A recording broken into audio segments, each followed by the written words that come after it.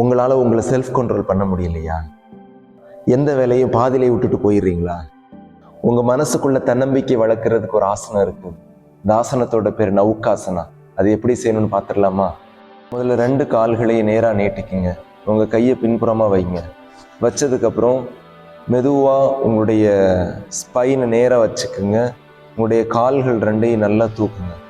தூக்குனதுக்கப்புறம் ஸ்ட்ரைட்டாக வச்சுக்குங்க. வச்சதுக்கப்புறம் உங்களுடைய கைகளை உங்களுடைய முட்டி பக்கத்தில் அப்படி கொண்டு போங்க. ஸ்ட்ரைட்டாக இருக்கணும். பார்க்குறதுக்கு உங்களுடைய உடம்பு ஒரு வி போஸ் மாதிரி இருக்கணும். கிட்டத்தட்ட ஒரு போட்டு மாதிரி இருக்கணும். இந்த ஆசனம் பண்ணுறது மூலமாக உங்களுடைய செல்ஃப் கண்ட்ரோல் அதிகமாகும். அதோடு சேர்த்து உங்களுடைய செல்ஃப் எஃபிகசி, என்னால் முடியும் அப்படிங்கிற எண்ணம் இன்னும் கொஞ்சம் ஸ்ட்ராங்காகும்.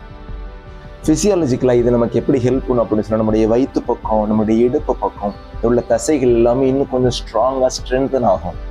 இது யாரெல்லாம் பண்ணக்கூடாதுன்னு சொன்னால், கர்ப்பிணி பெண்கள், ஹெர்னியா இருக்கிறவங்க, ரீசெண்டாக ஆப்ரேஷன் பண்ணவங்க தயவு செய்து இதை டாக்டரோட ப்ரெஸ்கிரிப்ஷன் இல்லாமல் பண்ணாதீங்க. எவ்ரிடே யோகா ஜேர்னியில் நாளைக்கு நம்ம ஒரு எஃபெக்டிவான யோகாவோட சந்திப்போம். அன்டில் தென் பாய், தேங்க்யூ.